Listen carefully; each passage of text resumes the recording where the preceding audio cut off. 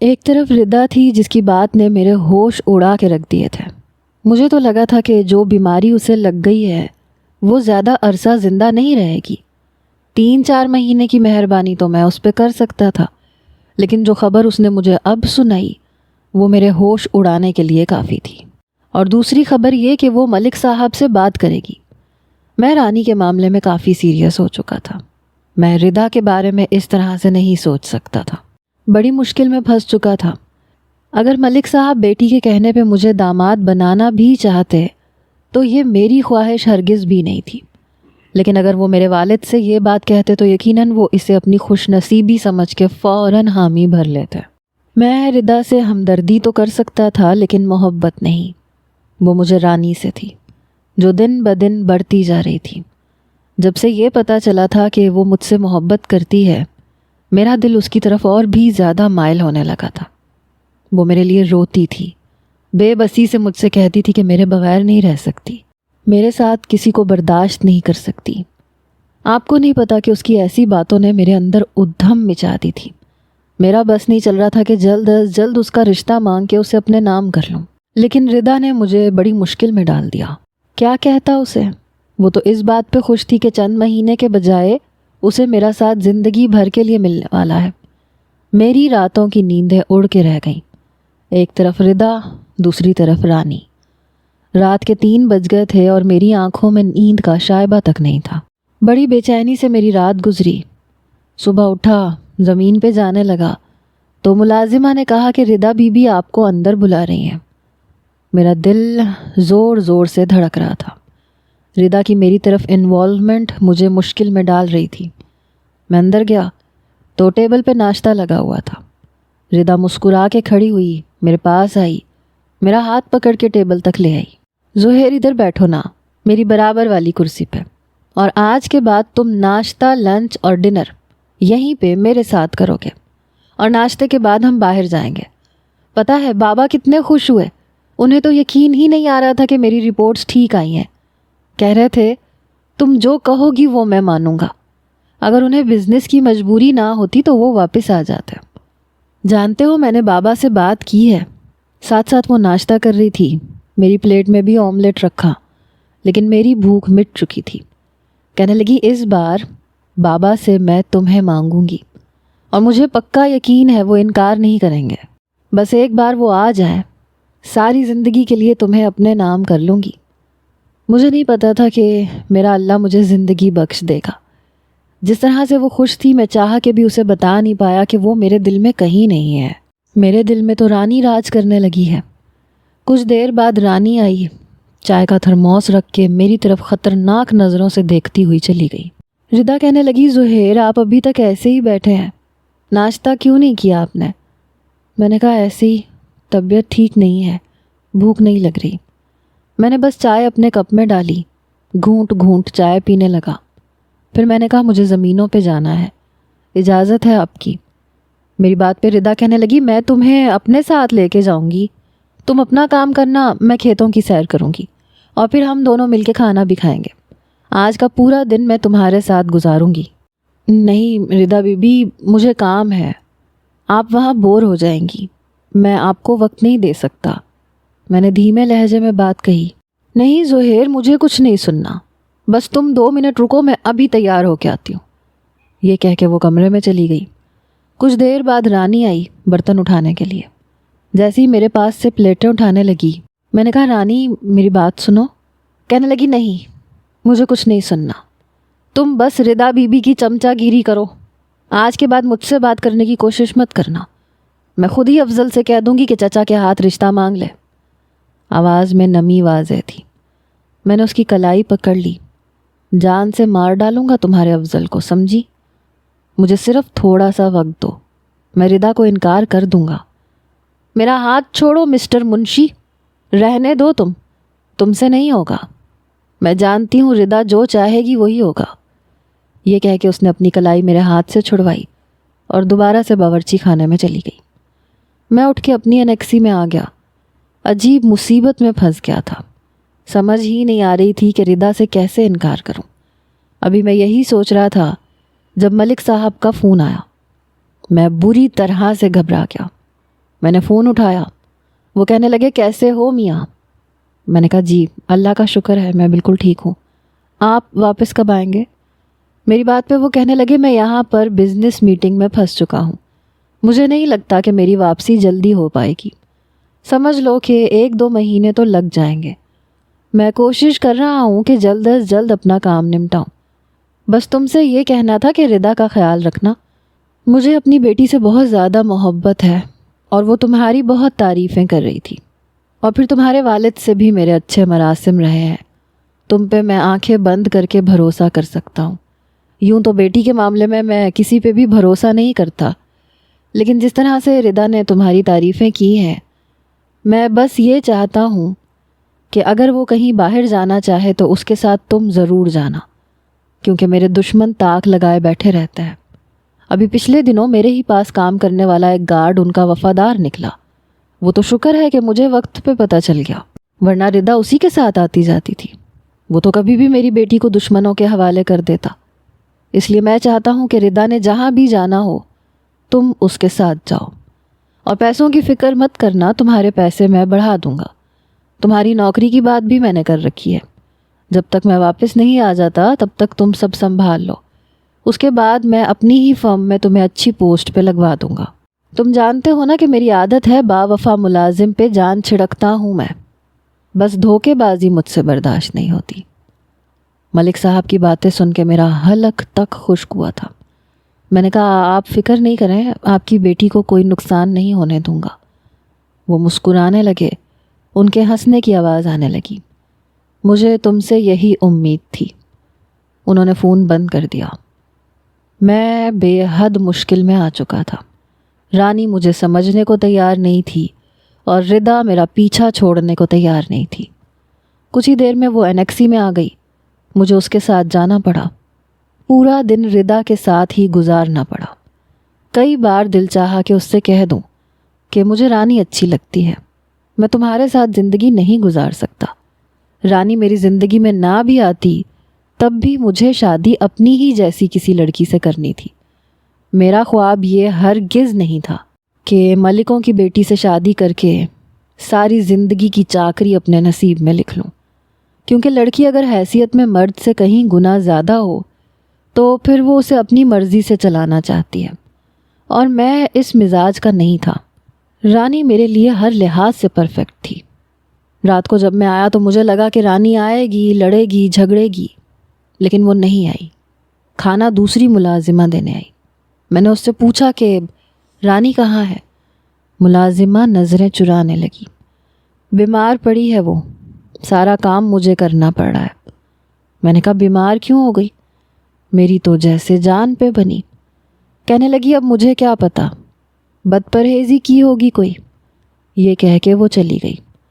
مجھ سے کھانا تک نہیں کھایا گیا. رات ہوتے ہی میں اس کے کوارٹر کے پاس چلا گیا. ہلکی سی دستک دی لیکن دروازہ بند تھا. میں نے دروازہ کھولا تو کھل گیا. اندر کمرہ بالکل خالی تھا، کوئی بھی نہیں تھا. مجھے لگا کہ شاید گھوڑوں کے استبل میں جو کمرہ ہے وہ وہاں ہوگی. میں وہاں گیا تو وہ بھی خالی تھا. کہاں گئی وہ تو کہیں نہیں جاتی تھی. مجھے حیرت ہوئی. تبھی مجھے ہنسنے کی آوازیں سنائی دی. میں نے اوپر دیکھا تو اوپر ردا کے کمرے کی لائٹ جل رہی تھی. ہنسنے کی آوازیں وہیں سے آ رہی تھیں. میں شاید توجہ نہ دیتا لیکن مجھے رانی کی باتوں کی آوازیں آئیں. رانی اس وقت ردا کے کمرے میں کیا کر رہی تھی؟ خیر گٹر کا پائپ لائن موجود تھا. مجھے پتہ نہیں کیا سوجی، میں گٹر کے پائپ سے اوپر کی جانب چڑھنے لگا. تھوڑی سی ہی کوشش کرنے پہ میں ردا کے کمرے کی بالکنی میں پہنچ چکا تھا. وہ دونوں بیڈ پہ بیٹھی ہوئی تھیں اور رانی بیڈ کے کراؤن سے ٹیک لگا کے یوں لیٹی ہوئی تھی جیسے کوئی بات ہی نہ ہو، جیسے وہ ملازمہ ہی نہ ہو. ہاں تو ردا بی بی کیسی چل رہی ہے آپ کی محبت کی داستان؟ یہ کہتے ہوئے وہ ہنس رہی تھی. ردا نے اس کے ہاتھ پہ ہاتھ مارا. First class. اس منشی کے بچے کو تو ہم دونوں نے ایسا پاگل بنایا کہ مت پوچھو. بیچارے کی رات کی نیندیں اڑ گئی ہوں گی. ایک طرف مالک کی بیٹی، ایک طرف اس کی ہم پلہ رانی. دونوں ہی یہ کہہ کے ہنسنے لگی. اچھا یہ بتاؤ کہ اب آگے کیا کرنا ہے؟ دیکھو اپنی شرط یاد رکھنا، اگر تو وہ منشی سچ مچ سے محبت کرنے لگا ہے تو یاد رکھنا ہمارے بیچ کیا طے ہوا تھا، پورے 2 لاکھ لوں گی تم سے۔ یہ بات رانی نے کہی تھی۔ ہاں ہاں یاد ہے، لیکن ابھی تو پارٹی شروع ہوئی ہے، ابھی مجھے وقت تو دو۔ ابھی تو میں اس کی نظر میں مالک کی بیٹی ہوں، اس سے کئی گناہ امیر کبیر۔ وقت تو لگے گا نا اس کے دل میں اپنی جگہ بنانے کے لیے، اس لیے مجھے تھوڑا سا وقت چاہیے، مگر مجھے یقین ہے یہ 2 لاکھ کی شرط میں ہاروں گی نہیں۔ یہ بات میرے لیے ایک بہت بڑا انکشاف تھی۔ دیکھو نا ردا بی بی، خدا کے لیے شرط مت جیتنا، کیونکہ تم تو جانتی ہو میں اتنی امیر نہیں ہوں، تم تو اس گھر کے مالک کی بیٹی ہو۔ یہ کہہ کے وہ ہنسنے لگی۔ تبھی میرے پاؤں پہ شاید مینڈک چڑھا، میرے یوں اچانک سے ہڑبڑانے پہ شور کی آواز پیدا ہوئی۔ وہ دونوں ہی چپ ہو گئیں۔ میری جان پہ بنی، میں جلدی سے اسی پائپ سے نیچے اتر گیا۔ شکر ہے کہ ان دونوں کو میری موجودگی کا علم نہیں ہوا۔ انیکسی میں آ کے مجھے بے تحاشا غصہ آیا۔ یہ دونوں لڑکیاں مل کے مجھے الو بنا رہی تھیں، یعنی کہ دونوں کو مجھ سے کوئی محبت نہیں تھی۔ میرے تو تن بدن میں آگ لگ گئی۔ یہ تو میں بھی جانتا تھا کہ دونوں لڑکیوں میں دوستی اور محبت بہت زیادہ ہے۔ ردا رانی کے ساتھ ملازمہ والا رویہ نہیں رکھتی، دوستی رکھتی ہے۔ دونوں نے مل کے مجھے تگنی کا ناچ نچایا تھا۔ کیا سمجھ رکھا تھا مجھے کہ میں کاٹھ کا الو ہوں؟ کوئی بات نہیں، تم دونوں کا کھیل اب ختم ہوا۔ اب زہیر حسین تم لوگوں کے ساتھ کھیل کھیلے گا۔ بہت شوق ہے تمہیں مجھ سے محبت کرنے کا ڈیئر رانی اور ردا بی بی۔ اب میں بتاؤں گا کہ محبت کیا ہوتی ہے۔ تم دونوں کے دلوں میں اپنے لیے محبت کی آگ نہ لگا دی تو میرا نام بھی زہیر حسین نہیں۔ تم دونوں ہی ایک دوسرے کی دشمن بن جاؤ گی مجھے پانے کے لیے، اور پھر میں بتاؤں گا کہ تم لوگوں کے کھیل کا میں نے کیسا منہ توڑ جواب دیا ہے۔ میں بے تحاشا غصے میں تھا۔ دونوں لڑکیوں نے مجھے خوب الو بنایا تھا۔ ان دونوں کی شرط کا میں بیڑا غرق نہ کر کے رکھ دوں تو میرا نام بھی زہیر حسین نہیں۔ میں دل ہی دل میں تہیا کر چکا تھا اور سوچ چکا تھا کہ اب مجھے کیا کرنا ہے۔ باقی کی رات میں بڑی مطمئن نیند سویا، کیونکہ جو ٹینشن میرے سر پہ سوار تھی وہ ختم ہو چکی تھی۔ صبح اتوار تھا، چھٹی تھی، اس لیے میں دیر تک سوتا رہا۔ ناشتہ لے کے رانی میرے کمرے میں آئی، چہرے پہ وہی بلا کی معصومیت، آنکھوں پہ شاید میک اپ ایسا کیا ہوا تھا کہ لگ رہا تھا کہ بہت روئی ہے۔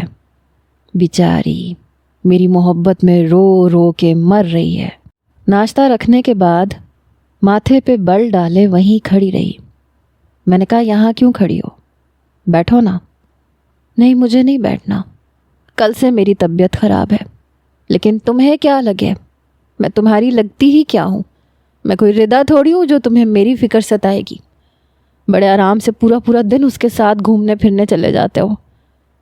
میں کھڑا ہو گیا، اس کے پاس آ گیا، اسے دونوں بازوؤں سے پکڑ کے اپنے قریب کیا۔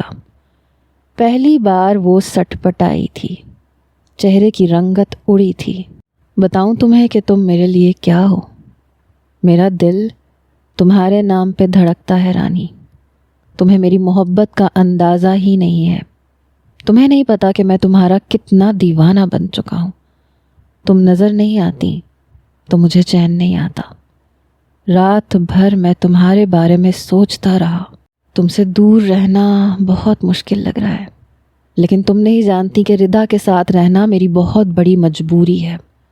اگر تم مجھ سے وعدہ کرو تو میں تمہیں بتاتا ہوں کہ ردا کے ساتھ میں کیوں ہوں، اس کے ساتھ رہنا میری کتنی بڑی مجبوری ہے۔ وہ کہنے لگی کیا مطلب، کیا مجبوری ہے، بتاؤ مجھے۔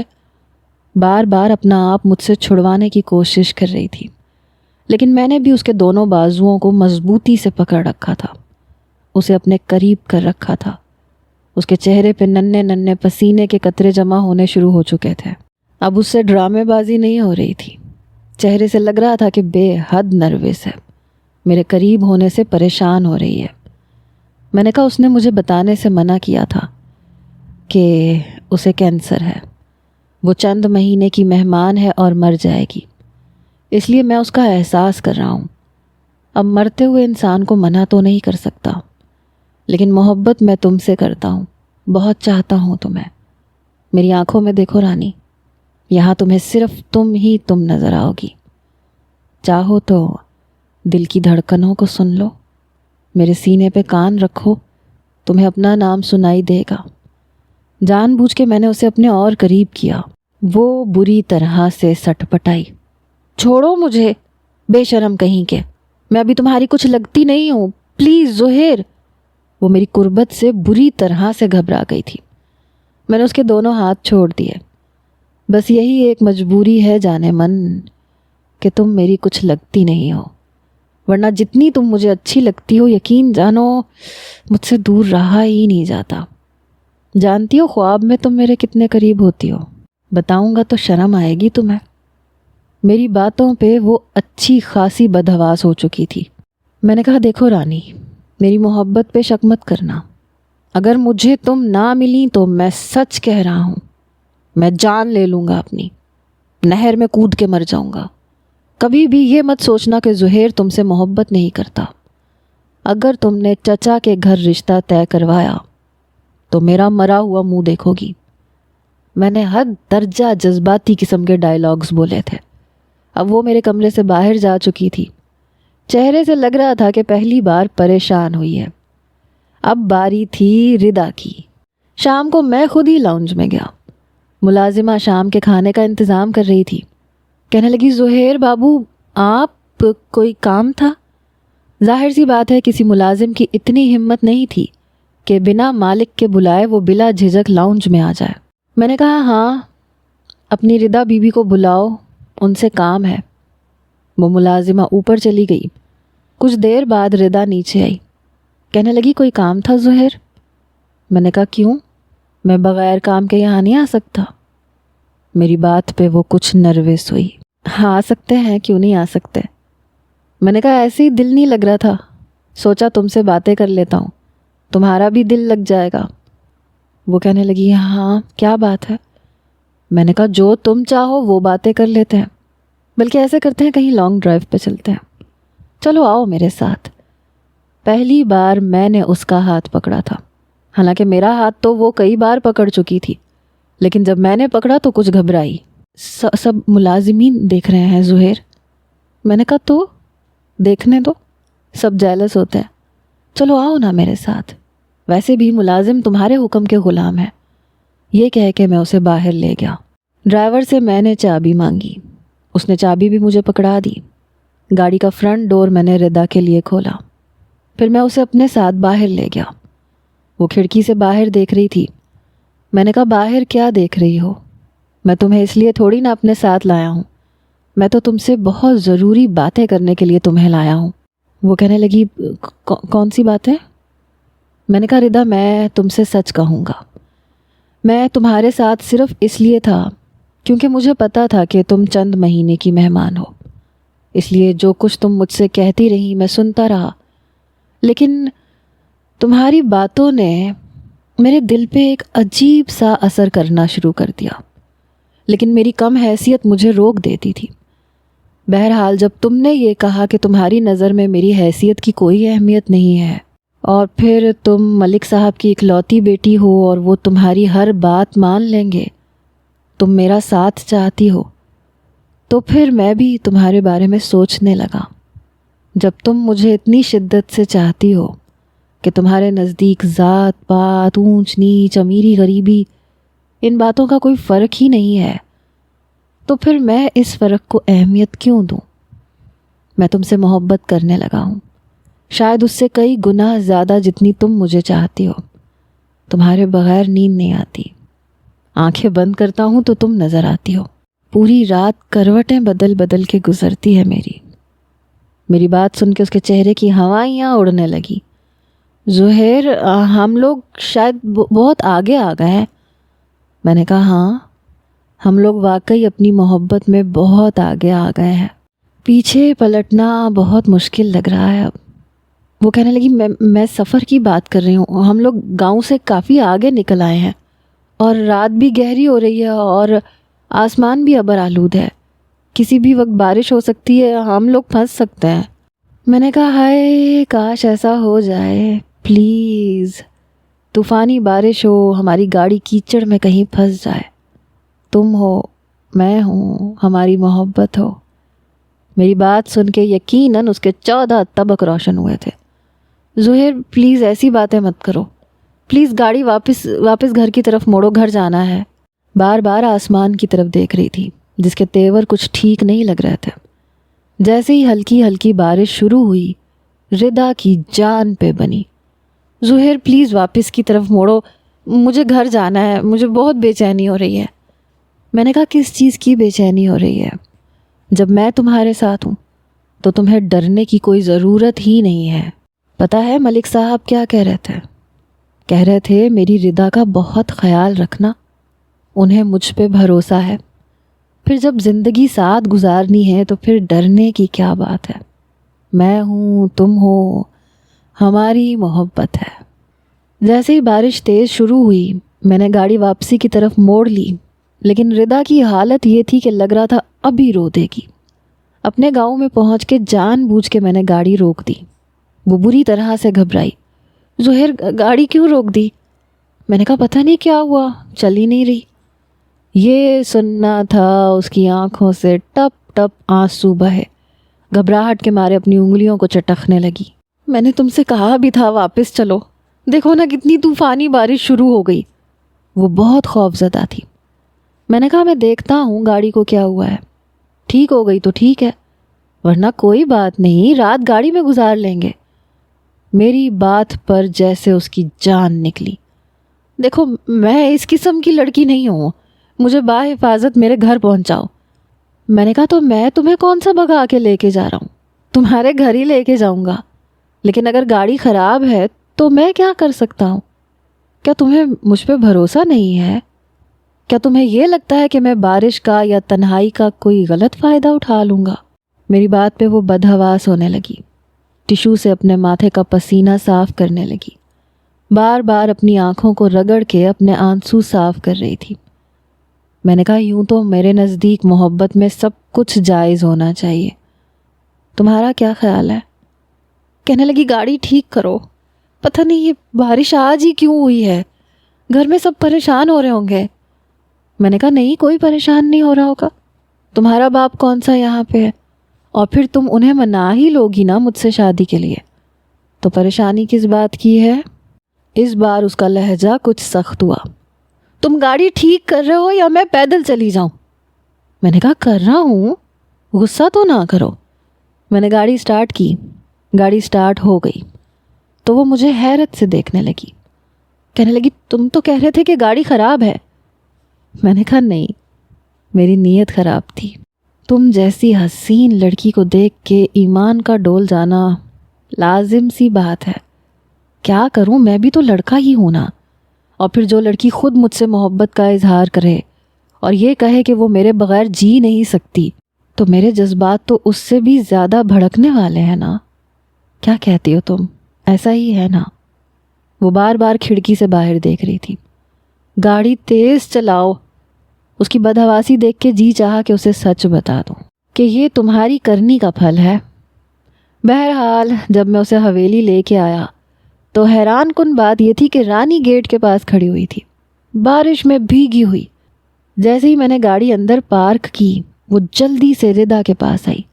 ردا نے دروازہ کھولا، رانی کو دیکھا، اپنے آنسو صاف کرتے ہوئے لاؤنج کے اندر چلی گئی۔ رانی بہت زیادہ غصے میں تھی۔ رات کے اس پہر کہاں لے کے گئے تھے تم ردا کو؟ میں نے کہا کیا ہو گیا تمہیں کیا لگتا ہے میں لے کے جاؤں گا؟ چوکیدار کہنے لگا اتنی تیز بارش میں آپ ردا بی بی کو کہاں لے گئے تھے؟ میں نے کہا میں کہیں نہیں لے کے گیا تھا، وہ مجھے لے کے گئی تھی۔ آج تک کیا کبھی میں اسے لے کے گیا ہوں؟ ہمیشہ وہی مجھے لے کے جاتی ہے، اور تم اپنے کام سے کام رکھو۔ بڑی مشکل سے میں اسے باحفاظت واپس لایا ہوں۔ ایک تو اس لڑکی کی ضد کی وجہ سے میں بڑا تنگ آ چکا ہوں، جب دل چاہتا ہے منہ اٹھا کے مجھے لے جاتی ہے۔ کہا بھی تھا کہ خراب موسم ہے، پر نہیں، میری ایک نہیں سنی۔ چوکیدار شرمندہ سا واپس جا کے اپنی جگہ پہ بیٹھ گیا۔ البتہ رانی کی کلائی میں نے پکڑی اور اسے اپنی انیکسی میں لے گیا۔ وہ پوری کی پوری بارش میں بھیگی ہوئی تھی، کپڑے تو میرے بھی بھیگ چکے تھے۔ کہنے لگی میرا ہاتھ کیوں پکڑ رکھا ہے، میرا ہاتھ چھوڑو۔ میں نے کہا نہیں، تمہیں وضاحت بھی تو دینی ہے نا، ورنہ پھر تم میری محبت پہ شک کرو گی۔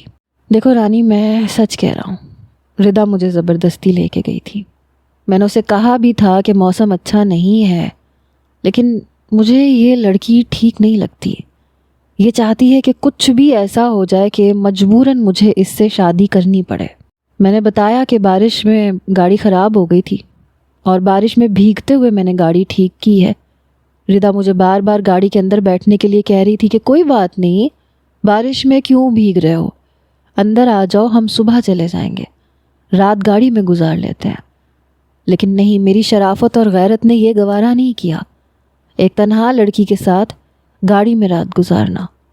میں نے گاڑی ٹھیک کی اور واپس اسے باحفاظت یہاں تک پہنچایا۔ تم جانتی ہو وہ میری محبت نہیں ہے، تم میری محبت ہو۔ پلیز میرے بارے میں کبھی بھی بدگمان نہ ہونا۔ اس کے بالوں سے پانی ٹپک رہا تھا، چہرے پہ پانی کی بوندیں بہہ کے نہ جانے کہاں کہاں جا رہی تھیں۔ میں نے جان بوجھ کے اس کے بالوں کی لٹ کو شہادت کی انگلی سے اس کے کان کے پیچھے کیا۔ وہ بری طرح سے جھرجھری لے کے پیچھے ہٹی۔ میں نے کہا بارش میں بھیگی بھیگی سی بہت اچھی لگ رہی ہو۔ پتہ ہے مجھے 100% امید تھی کہ تم بے چینی سے میرا انتظار کر رہی ہوگی، لیکن یہ ردا کی بچی، یہ مجھے تمہاری نظر میں نہ جانے کیوں برا بنانا چاہتی ہے۔ شاید تم سے یہ کہے گی کہ میں اسے لے کے گیا تھا، میں نے جان بوجھ کے گاڑی کھڑی کی تھی۔ ظاہر سی بات ہے، مالک کی بیٹی ہے، میرے بارے میں کچھ بھی کہہ سکتی ہے تاکہ وہ سچی ثابت ہو جائے۔ لیکن تم تو مجھے جانتی ہو نا، میں صرف تم سے محبت کرتا ہوں۔ رانی میری انیکسی سے جا چکی تھی۔ آج کی رات یہ دونوں ہی اپنی اپنی جگہ پہ جاگ کے گزاریں گی۔ اب نیندیں اڑنے کی باری ان دونوں کی ہے۔ میں اپنے کپڑے تبدیل کیے بڑے آرام سے سکون کی نیند سو گیا۔ رات بھر بارش ہوتی رہی۔ اگلے دن ٹھنڈی ٹھنڈی صبح دیکھ کے طبیعت بشاش ہوئی۔ میں انیکسی سے باہر آیا۔ باہر کافی ٹھنڈا موسم ہو چکا تھا کیونکہ سردیوں کی پہلی بارش ہوئی تھی۔ ہر طرف کھلے ہوئے پھول اور باغیچے کی گھاس تک ہری ہری نظر آ رہی تھی۔ میں نے لاؤنج کی طرف دیکھا، دروازہ بند تھا۔ ملازمین بہت بڑے پارکنگ ایریا پہ پھیلے ہوئے کیچڑ اور پانی کو وائپر سے صاف کر رہے تھے۔ چاروں طرف صفائیاں ہو رہی تھیں۔ ایک ملازمہ سے میں نے پوچھا کہ رانی کہاں ہے؟ کہنے لگی پتہ نہیں۔ بہرحال میں نے انگڑائی لی، بھوک بھی لگ رہی تھی، اس لیے ملازمہ سے کہا کہ میرے لیے ناشتہ لے کے آئے۔ میں نے محسوس کیا کہ ردا اور رانی آپس میں بات چیت نہیں کر رہی تھیں۔ جب بھی میں رانی کے سامنے ردا کا نام لیتا تو اس کے ماتھے پہ بل پڑ جاتے، ردا کے سامنے رانی کی بات کرتا تو وہ رخ بدل جاتی۔ دونوں سے میں محبت کا کھیل کھیل رہا تھا اور ایک دوسرے کی برائی ان کے دل میں ڈال رہا تھا۔ رانی سے یہ کہتا تھا کہ ردا مجھے مجبور کرتی ہے کہ میں اسے لے کے جاؤں، اور ردا سے یہ کہتا تھا کہ رانی کی نیت مجھے ٹھیک نہیں لگتی، وہ بہت اونچے اونچے خواب دیکھنے لگی ہے۔ ایک بار میں نے پیسے دے کر کرائے کے آوارہ لڑکوں کو رانی کے پیچھے لگا دیا۔ جب وہ کالج سے نکلی، لڑکے اس کا پیچھا کرنے لگے، اس پہ فکرے کسنے لگے۔ پھر ڈرائیور کے ساتھ میں کھیتوں میں جاتے ہوئے یہ سب دیکھ چکا تھا۔ جلدی سے میں گاڑی سے نیچے اترا۔ مجھے دیکھ کے رانی میرے پیچھے چھپ گئی، کہنے لگی یہ کب سے میرے ساتھ بدتمیزی کر رہے ہیں؟ میں نے کہا تم لوگوں کو شرم نہیں آتی کیا؟ تمہارے گھر میں ماں بہنیں نہیں ہیں؟ دفع ہو جاؤ ورنہ ٹانگیں توڑ دوں گا تمہاری۔ وہ لڑکے پہلے سے ہی میرے ڈرامے سے واقف تھے، میرے ساتھ بھی بدتمیزی کرنے لگے۔ دو دو مکے میں نے ان کے منہ پہ مارے اور وہ سب کے سب بھاگ گئے کیونکہ کرائے کے تھے۔ میں بھی کوئی بہت افلاطونی لڑائی کرنا نہیں جانتا تھا، بس ایسے جان بوجھ کے ہیرو بن رہا تھا تاکہ رانی کے دل میں میری محبت کے جذبات جاگ اٹھیں۔ اس بار رانی کی نظروں میں کچھ عجیب سی بات تھی، میری بہت مشکور ہو رہی تھی، شکریہ بھی ادا کر رہی تھی۔ میں نے کہا ارے یہ کیوں کہہ رہی ہو؟ تم کوئی غیر تھوڑی ہو، تم تو میری جان ہو، میرا سب کچھ ہو۔ باحفاظت میں اسے گھر چھوڑ چکا تھا۔ دوسری طرف ردا کو شہر میں اپنی یونیورسٹی سے کچھ ضروری کاغذات لینے تھے۔ میں اس کے ساتھ گیا اور وہاں بھی میں نے ڈرامہ رچایا، اس کی گاڑی پہ فائرنگ کروائی اور یہی ظاہر کروایا کہ دشمنوں کی طرف سے فائرنگ کی گئی ہے۔ میں نے ردا سے کہا جلدی سے نیچے بیٹھ جاؤ، کہیں تمہیں گولی نہ لگ جائے۔ بہرحال گاڑی کو دائیں بائیں موڑ کے میں نے یوں ظاہر کیا جیسے میں نے اس کی جان بچائی ہے۔ اس بار وہ بھی میری بہت مشکور تھی کہ میں نے اپنی جان پہ کھیل کے اس کی جان بچائی، اور میرے وہی ڈائلاگز تھے کہ تم میرا سب کچھ ہو، میں تمہیں کچھ بھی ہونے نہیں دے سکتا، چاہے میری جان کیوں نہ چلی جائے۔ ہلکا پھلکا زخم بھی میرے بازو پہ آیا تھا جو میں نے ہاسپٹل سے جا کے پٹی بھی کروا لی، کیونکہ فائرنگ سے گاڑی کا سائیڈ کا شیشہ ٹوٹ گیا تھا۔ بہرحال دونوں لڑکیوں کے دل میں میرے لیے نرم گوشہ پیدا ہو چکا تھا، اور میں یہی چاہتا تھا۔ ابھی تو مجھے ایسی ملاقات ارینج کروانی تھی جہاں دونوں لڑکیوں کا بھانڈا میں اچھے طریقے سے پھوڑ سکتا، لیکن یہ نہیں پتا تھا مجھے کہ میرا یہ کھیلے جانے والا کھیل مجھے اتنا مہنگا پڑ سکتا ہے، کیونکہ